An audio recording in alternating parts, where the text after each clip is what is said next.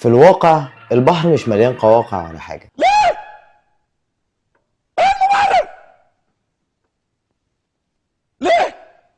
لأن بكل بساطة كل ما بنتعشم في أي منتخب من المنتخبات بتاعتنا دايما بيطلع نقبنا على شونة. كل ما بتيجي تحلم لعيبة المنتخبات والإدارة الفنية والمسؤولين بيحطونا في حتة كده مش حلوة تخلينا نتجاهل كل الأحداث الكروية المتعلقة بالمنتخب، وكل واحد فينا يبدأ يتابع الفريق اللي بيشجعه في مصر وبس على كده. الله أكبر عليك! إيه الحلاوة دي؟ المشكلة انك لما بتبص على الاحداث الكروية وخصوصا المتعلقة بالمنتخب خيبة الامل لا مؤاخذة بتركبنا. بس قبل ما نتكلم عن الاحداث اللي بتركبنا خلينا نبص بصة مبعدية بعيدة شوية، فلازم نكون ذات نظرة مبعدية شوية يعني، ونرجع بالزمن لورا ونشوف منظومة الكورة اللي كانت موجودة من سنة 98 لسنة 2010 واخر انجازات تذكر للمنتخب وشكل اللعيبة في الوقت ده وانتمائهم للأندية بتاعتهم وجودة وقوة التنافس. هو صحيح ان كده الاهلي ملوش منافس، بس معلش استحملني شوية. الفترة دي كان الاهلي عنده لعيبة والزمالك فيه لعيبة والاتحاد والاسماعيلي، يا اخي ده حتى المصري كان فيه لعيبة، والمنظومة كلها كانت تحت ايد اسامي وطنية عندها شغف وعاوزة تحقق حاجة. فتلاقي ان الجوهري بيكسب كاس افريقيا 98 وبعديها بالظبط ب3 سنين منتخب مصر للشباب بيحقق انجاز تاريخي وبياخد المركز الثالث في كاس العالم لاول مرة سواء في تاريخه او في تاريخ اي منتخب افريقي لحد الوقت ده. لعبت 7 ماتشات، فزت في 4 وتعادلت في 1 وخسرت ماتشين عشان الجيل اللي بيطبخ على نار هادئة في كاس العالم للشباب يستوي تحت قيادة وطنية لمنتخب مصر والمعلم حسن شحاتة. La proyección de Abun Moslen lo sobrepasó a Cheto, va a tratar de meter el centro, aparece el Zamani y gol. El marcador para Finlandia. Vamos a ver quién le va a pegar a la pelota. Se prepara el hombre y esta vez sí. Rael Reyat vaya a ser un volante más de contención. Está la jugada, el autopase, viene el tiro, la pelota, el gol. Gol del equipo egipcio. Increíble. Reyat. El tiro bien cobrado hacia la izquierda y lo anunciaste tú, no iba a tirarlo Gamal Hamza, es Wael Reyat que consigue. El Yamani con la pelota, la gran oportunidad, solo contra el mundo, llega el disparo y ahí está, el segundo gol, el Yamani sellando la victoria del equipo egipcio, un contraataque. Camiseta naranja dentro del área, imposible de pasar, tienen que abrir la cancha, va a Reyat por el sector de la derecha, espera, viene el centro. Cabezazo, la gran oportunidad la tienen. ¡Gol! Gol en la temporada, ¿no? Es más importante, el 2-1 frente a Holanda dejando afuera por el momento al equipo dirigido por los señores Ruud y Luis Fajao. Qué bien aguantó hasta en 2 ocasiones. Finalmente me duele un poquito y por eso hice este pase tan malo. Bueno, eso es otra historia. Reyat el toque para nadie, no se atrevió a disparar, nunca disparan estos hombres. Ahí está, este hombre. ¡Ay! وتقرر ان انت تنيم افريقيا من المغرب في الفترة ما بين 2006 ل 2010. ورغم ان الجيل ده كان حظه وحش وما صعدش كاس عالم، وغسيل المخ اللي الاعلام عمله لنا في احداث درمان لو فاكرين اللي كانت كلها من وحي خيال نجوم التوك شو والفنان محمد فؤاد، فنان تتمتع بشعبية سواء في مصر أو في الجزائر أو في أنحاء الوطن العربي، فلا بد أن تكون شهادتك لها. الجزائر ولا تعنيني بأي شيء من هذه اللحظة. الجزائر لو هتسمعني هعتزل الغنى، أنا بكلمك بجد، لا يعنيني الجزائر بأي شيء. اللي حصل ده ما يحصلش في مصر أبدا ولا في مصريين. في الفترة دي كان لعيبة أفريقيا حرفيا مقفلة اللعبة، ومعظم لعيبة المنتخبات الأفريقية بتلعب في أندية الدرجة الأولى في كل الدوريات الكبرى في العالم. وانت يا عيني كان اشهر 2 محترفين عندك محمد زيدان واحمد المحمدي، اللي ممكن نعتبره ان هو نص محترف زيه زي مصطفى محمد كده بالظبط. احنا ما عندناش غير 2 محترفين فقط عشان ما نضحكش على بعض. عندنا 2 وربع، عندنا محمد صلاح وعمر ومصطفى محمد، يعني سطر وسطر. الراجل هناك ولكن كان عندك لعيبة في الدوري المصري مميزة من الأهلي ومن الزمالك ومن الإسماعيلي، عارفين قيمة المنتخب وعارفين يعني إيه بيمثلوا بلدهم، وعارفين إيه أحلام الشعب المصري، وإن الشعب المصري إزاي بيتمنى أي بطولة وبيحاولوا يشرفوا علم مصر اللي موجود على التيشيرت، زي أبو تريكة وعماد متعب وبركات وأحمد حسن وعمرو زكي وحسني عبد ربه وعبد الحليم علي وحمص وسيد معوض وغيرهم كتير، ومش عايزين نكتر في الأسامي عشان ما ننساش حد. وتحس كده إن الفترة دي كان فيه التفاف حوالين المنتخب، سواء من الجمهور أو إدارة الكرة في مصر أو حتى القيادة السياسية. وكان منتخبنا وقتها اسمه منتخب الساجدين، واخد لي بالك انت؟ منتخب الساجدين، مش منتخب دعم التحرش، قصدي منتخب عمرو وردة، ولا منتخب باصي لصلاح، ولا منتخب يلا نتجاوز الترتيب بتاع الكباتن في المنتخب وندي الشارة لكابتن محمد صلاح عشان يرضى يتصور معانا ونتشهر بقى وندوق العالمية ونبقى بنقبض بالدولار. فلوس تعلي توطي تعري تغطي تسيبك تجيبك وتخلي كل الناس حواليك. فلوس ولا منتخب المدير بتاعه بيدور على افلام سيكو سيكو مع ميدو ولا اطلع بقى افلام سكسر، ما تبعتليش بقى اظبط عشان ارفع عنك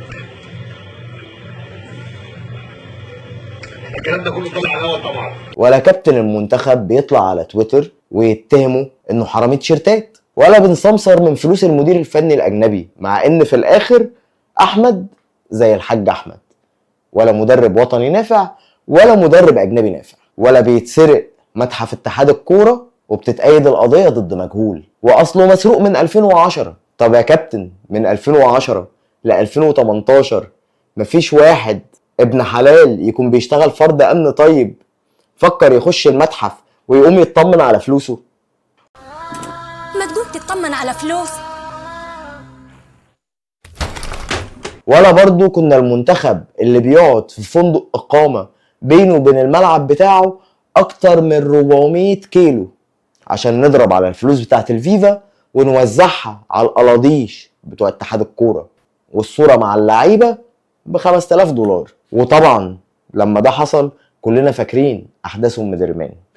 ترجع لكريم زياني، يرفع من هناك، هيله من كريم زياني، صعبه، هيله ممتازه، ولا لا يا بابا يا بابا، الله الله الله الله، جول. وبرضه ما كناش المنتخب اللي حارس المرمى بتاعه وكابتنه بيهدد رئيس اتحاد الكوره عيني عينك في اتوبيس اللعيبه بعد التأهل انه لو ما لعبش في كاس العالم عشان يبقى اكتر او اللعيب الاكبر عمرا اللي شارك في كاس العالم هيخربها على الكل، والنتيجة بتفشل في كاس العالم وبتاخد صفر كبير قد دماغك. ما تبرغيش قوي كده. بعديها بقى مصر بتفرح وبننظم كاس الامم 2019 وبنعمل افتتاح اشي خيالي يا ناس، حاجة كده تاريخية افريقيا ما شافتهوش قبل كده ولا هتشوفه تاني.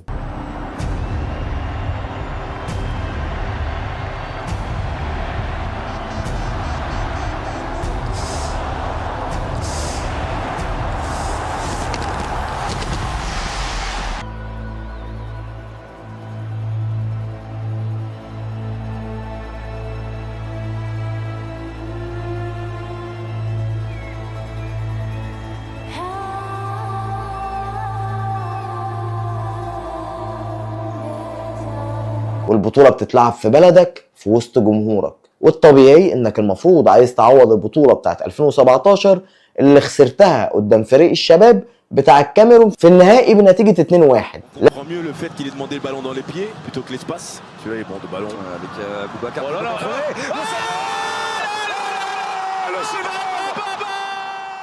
لكن بتخرج خروج مهين من دور المجموعات. ده هو اللي بيدي التعليمات، الكره الاماميه في المساحات، المنتخب المصري يكون حذر في هذه الكرات، زياده عدديه، وادي الملعب فاضي، وادي امامنا انطلاقه خطره جدا من اللاعب لورتش، يسجل لورتش امامنا هنا بصوا ممكن نديكم حجج السنين، ممكن نقول الحكام وانتوا عارفين، بس اسلم حاجه نعتذر اسفين.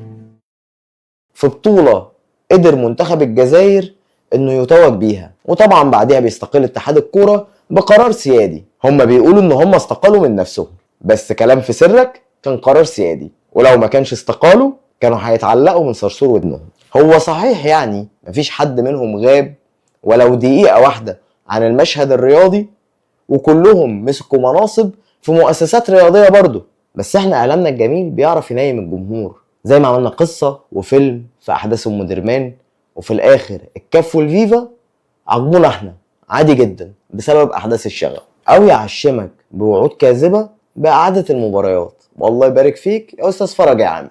عشمت الناس في فتره من فترات بشكل كبير جدا، كل يوم تكتب مصر والسنغال والمباراه هتتعاد على مسؤوليتي. انت عارف فين بقى اللي حصل؟ عارف حصل؟ انها دلوقتي في المحكمه. ايه اللي في المحكمه؟ قضيه مصر والسنغال. انهي محكمه؟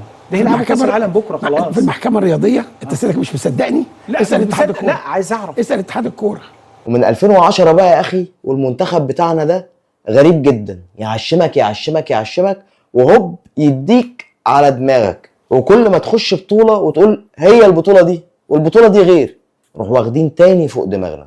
مرة تخسر النهائي قدام الكاميرون، مرة تخسر التأهل قدام السنغال، وتيجي بعد كده السنغال تاخد منك كاس افريقيا. وطبعا التأهل انا بتكلم عن التأهل بتاع كاس العالم ده، حتى زيزو اللي ما بيضيعش ضربة جزاء ضيع قدام السنغال، وحمد صلاح ضيع هو كمان. يجي بعدها تخسر كاس العرب، ومن نقرة لحفرة، ومن مصيبة لفضيحة، وهلم جرة. وزي ما ثلاثي أضواء المسرح كان بيقول، وجرت من الحارة على الشارع وإلخ أطلع من نقرة لضحضيرة ومن فخ لفخ، والدنيا تشني وتهبطني طخ طخ في طخ طخ طخ في طخ طخ طخ في طخ. المهم انا عارف ان انا اخدتك في حوارات موز وانت مالكش في الزحلقه، بس انا عاوز اروح معاك لنقطه من بعيد شويه. زي ما قلت لك من الاخر كده، الكوره في مصر بقت بيزنس وكوسه وواسطه وعلاقات، وللاسف حتى جزء البيزنس اللي فيها ماشي اكاديميات وصور مع اللعيبه. يا راجل ده حتى الكابتن بيبو عنده اكاديميه، مش ماشي بقى بطريقه علميه وتنظيم وتعليم وخطط إدارة والكلام ده خالص. زي المغرب مثلا على سبيل المثال، اللي خدت مركز رابع في كاس العالم، وخدت كاس العالم للشباب، وعندها فرقة زي فرقة الرجاء قدرت ان هي تاخد المركز الثاني في كاس العالم للأندية بالنظام القديم. ولا السعودية اللي بتستثمر في الملاعب وبتجيب لعيبة عالميين وبتعمل أكاديميات عالمية عشان تطلع جيل بيعرف وبيفهم كورة ومش بيخاف من اللعيبة العالميين، ومتعود ان هو يلعب معاهم وكمان ينافسهم، وبيقدروا ان هم يلعبوا كرة حديثة بقى وتيكي تاكا وباصي وروح وتعالى والكلام الجميل ده. وحتى في التطور اللي بيحصل في السعودية، المسؤولين عن الرياضة في مصر ما قدروش ان هم يسكتوا، واصروا ان هم يفضحونا، وعاوزين يفرضوا على الاشقاء في السعودية ان هم يدونا كام ماتش في كاس العالم 34 اللي السعودية هتنظمه. يعني مش بس شحات وفاسد ونصاب، لا وبجح كمان. فكل الاسباب اللي فاتت والتاريخ اللي حكيتهولك والاحداث الكتير اللي حصلت من اخر انجاز للمنتخب او لمنتخب الساجدين في 2010 هي اسباب كافية ان منتخب الشباب بتاعك يروح يتفضح في كاس العالم للشباب، وان منتخب الف او المنتخب الرسمي يبقى ما بيعرفش عمره ما عارف، ومنتخب ب او منتخب المحليين يبقى لعيبه كسر على ما تفرج، ونروح نتعادل مع منتخب الكويت اللي مع كل احترامي لدولة الكويت وشعب الكويت الشقيق ما عندهمش غير 3 نوادي وتعداد سكانهم ما يتعداش 10% من تعداد سكان شبرا، وانك في 120 مليون مش عارف تلاقي صانع العاب ومهاجم وباك شمال ومدافع بما يرضي الله، لا للمنتخب ولا للمنتخب المحليين ولا للاهلي ولا للزمالك. وعشان كده برضو قطاع الناشئين في اكبر نادي في افريقيا واسيا، واللي بقوله ده مش عشان انا اهلاوي، لا ابسولوتلي، بالعكس ابسولوتلي، ده بالارقام وبالاحصائيات وتاريخ المواجهات المباشره ما بين الاهلي وكل الانديه ابطال اسيا او ابطال دوري ابطال اسيا، اللي لحد وقتنا ده اللعيبه بتاعتهم ما زالت بندور عليهم في جيوب لعيبه الاهلي عادي جدا. يبقى مش عارف يكسب ماتش واحد في كاس الرابطه ومعاهم تدعيم باكتر من 5 لعيبه من القوام الاحتياطي والشبه اساسي للفريق الاول. اللي هو لعيب جبناه واتركن، لعيب راجع من اصابه، لعيب بنجرب فيه وهكذا. كل اللي بقوله لك ده ان المشكله مش في الاهلي ولا في الزمالك ولا في الاسماعيلي ولا في اي نادي من الانديه اللي موجوده، ولا حتى فينا احنا كجمهور اللي بيحب بلده ونفسه يفرح لها والله العظيم. وفي الاخر انا ما اقدرش اقول حاجه زياده عن اللي قاله الاستاذ برايز في فيلم ثقافي. النظام يا بهايم. ما تزلناش بقى يا ريس برايز، ما تزلناش بقى. العيب مش فيكم، العيب في النظام. العيب في النظام. ودلوقتي يا صديقي لو وصلت معايا لحد هنا بيجي سؤال الحلقه اللي اتمنى ان انتوا تجاوبوني عليه. يا ترى لو الجيل الحالي للكره المصريه كان هو الجيل اللي موجود بدل الجيل الذهبي، كان هيبقى ايه الوضع؟ ده كان هيبقى كل الاوضاع مش وضع واحد. ولو وصلت معايا لغايه دلوقتي ما تنساش تعمل لايك وسبسكرايب وتفعل زر الجرس عشان يوصلك كل جديد. وفي النهايه مفيش منتخب هينجح قبل ما النظام نفسه يتعدل ويتغير. واحنا مش بنهاجم، احنا بس بنوصف واقع وبنقول احداث حقيقيه كلكم عشتوها. ولو شايف الكلام ده صح انزل وقول رايك، ولو وصلت للاخر يبقى تستاهل ان انا ارفع لك قبعه.